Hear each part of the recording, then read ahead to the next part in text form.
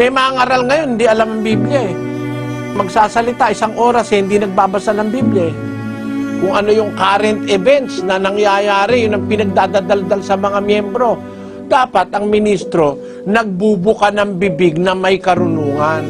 Yung aral, ibig sabihin, babasahin mo sa Biblia. Kasi nasa Biblia yung karunungan ng Diyos eh. Pag ang mga ngaral, nagdadadaldal lang, hindi nagbabasa ng talata, hindi nakakaunawa yun. Paano po malalaman kung ang mga ngaral ay binigyan ng pangunawa para maipaliwanag ang salita ng Diyos? Paano malalaman kung ang mga ngaral ay binigyan ng pangunawa? Alam mo kapatid, malalaman mo naman yung walang unawa eh. Pag nalaman mo yung walang unawa, malalaman mo yung may unawa. 1:7 ng Timoteo.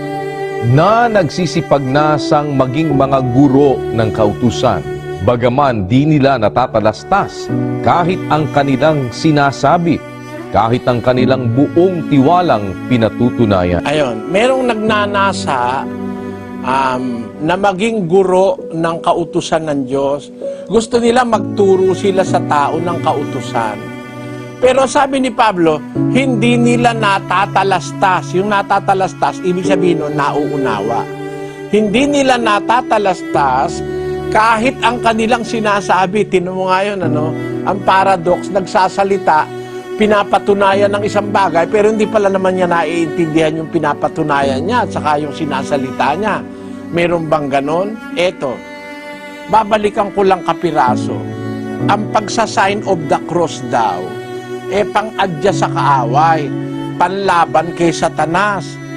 Bakit pagharap mo kay Santa Maria, sa estatwa, nagsasign of the cross ka?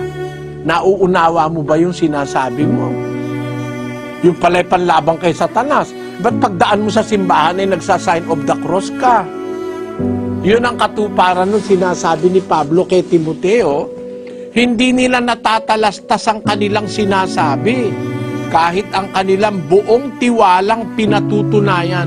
Ang ginagawa mo, hindi mo iniintindi eh. Hindi mo iniintindi yung ginagawa mo. Yung pala'y panlaban sa kaaway, yung sign of the cross. Bakit sa harap ni Maria nagsasign of the cross ka? Naintindihan mo ba yan? Ginagawa mong kaaway si Maria. Yon ang ibig kong sabihin, kapatid. Meron tao, hindi niya naiintindihan yung sinasabi niya. Gaya nung turo na yon. Ngayon, paano mo naman malalaman yung nakakaunawa? Alin ba ang nauunawa niya? Kasi, kung kailangan ng pagkaunawa, alin ang mauunawa mo? Halimbawa, ako, nangangaral ako. Alin ba dapat kong maunawa? Ang dapat ko bang maunawa kung paano niluluto ang adobo? O kaya kung paano pagluluto ng kare-kare? Yun ba dapat kong maunawa? Mangangaral ako eh. Dapat ang maunawa ko, aral. No? Sa Isayas, ganito ang ating mababasa. Ang dapat na maunawa, aral. 29:24. Sila namang nangamamali sa diwa ay darating sa pagkaunawa, at silang mga mapag-upasala ay mga tututo ng aral. Ayon, ang dapat maunawa yung aral ng Diyos. Paano mo ngayon malalaman kung ang isang mangangaral may unawa? Di alam niya yung aral ng Diyos. Sabi ng hula kasi, namamali sa diwa, darating sa pagkaunawa. Ang mapag-upasala, matututo ng aral. Yun ang dapat maunawaan, ang aral ng Diyos. Ang mangangaral dapat nauunawaan niya yung aral na kanyang iniaaral. Alam mo, marami ngayong mangangaral, di niya naiintindihan yung inaaral niya eh. Alam mo kung bakit? Basahin natin ang 2:20 ng Roma.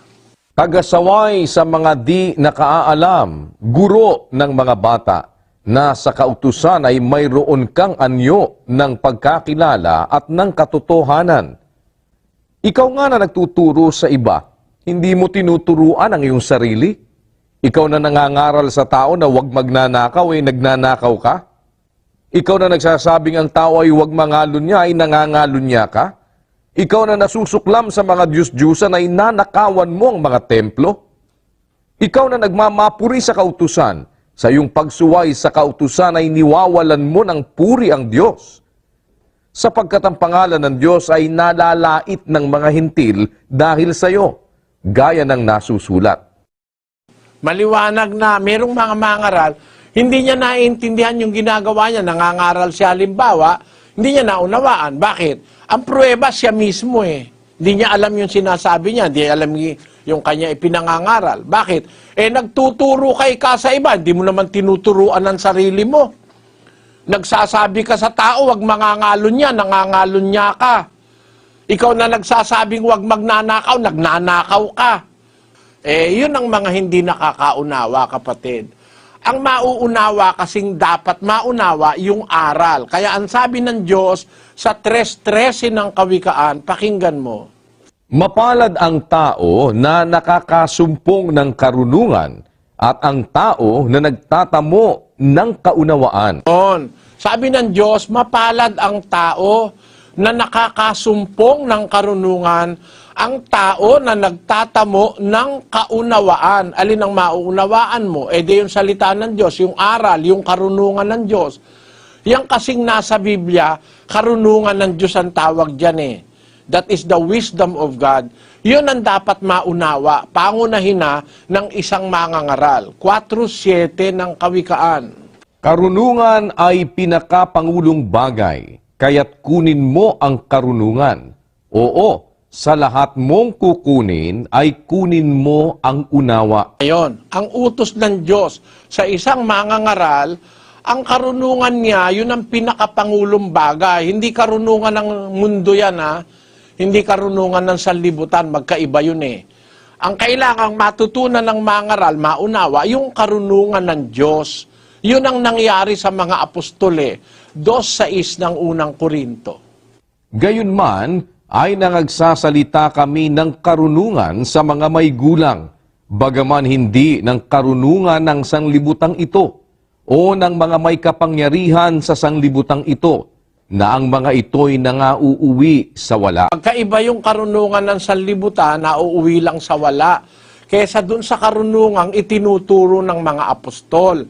Sabi niya, nagsasalita kami, sabi ng mga apostol, ng karunungan. Bagaman, hindi ng karunungan ng sanlibutang ito, sapagkat ang karunungan ng sanlibutan, nauuwi lang yan sa wala eh. Pero ang sinasalita nila, yung karunungan ng Diyos. Yun ang kanilang naunawa, yung aral ng Diyos, yung salita ng Diyos. Dapat alam ng mangangaral yun. Alam niya na bawal ang mandaya. Alam niya bawal mang agrabyado. Alam niya na ang karunungan ng Diyos ay dapat tapat, hindi manluloko. Basahin natin ang 3:17 ng Santiago. Ngunit ang karunungang buhat sa itaas ay una-unay malinis sa kamapayapa, banayad, madaling panaingan, puspos ng kaawaan at ng mabubuting bunga, walang inaayunan, walang pagpapaimbabaw. Yung karunungang buhat sa itaas, yung aral ng Diyos, yung salita ng Diyos, unang-unay malinis sa kamapayapa, banayad, madaling panaingan, puspos ng kaawaan at mabubuting bunga, walang inaayunan, walang pagpapaimbabaw, walang plastikan. Ang mangangaral na meron niyang karunungan na yan, makakaunawa siya ng salita ng Diyos sa Biblia. Doon mo malalaman kung ang mangangaral may unawa, alam niya yung aral. Parang mag-isip ka, no? May mangangaral ngayon, hindi alam ang Biblia eh. Magsasalita, 1 oras hindi nagbabasa ng Biblia eh. Kung ano yung current events na nangyayari, yun ang pinagdadadaldal sa mga miyembro. Dapat ang ministro nagbubuka ng bibig na may karunungan. Yung aral. Pagka binuka mo yung bibig mo may karunungan, may aral, ibig sabihin, babasahin mo sa Biblia. Kasi nasa Biblia yung karunungan ng Diyos eh. Pag ang mangangaral, nagdadaldal lang, hindi nagbabasa ng talata, hindi nakakaunawa yon. Ang mga members po ng Church of God International ay nag-aanyaya sa inyong lahat para sa isang mass indoctrination o ng pag-aaral ng mga doktrina ng ating Panginoong Kristo. Ano po ba ito, mga kababayan? Pag-aaralan natin, ano ba ang mga utos ni Kristo, mga aral ni Kristo, aral ng Ebanghelyo, na para sa ating panahon. Kasama ba rito ang pagbibigay ng ikapo? Ang Santa Senang may abulo yan? Kasama ba rito ang pangingili ng Sabado? Doktrina ba ng Panginoong Kristo na bawal ang baboy, hipon at iba't iba pa? Nanyayahan namin kayo ng isang buong taus-pusong paanyaya na sana'y pagbigyan ninyo mga kababayan kung kayo po ay mayroong pagnanasang makaalam ng mga aral na tunay na doktrina ng ating Panginoong Kristo. Mag-uumpisa tayo mula sa Upcoming Mass Indoctrination, December 1, 2025. that's 7 o'clock in the evening, Monday. Magandang araw po sa inyo lahat.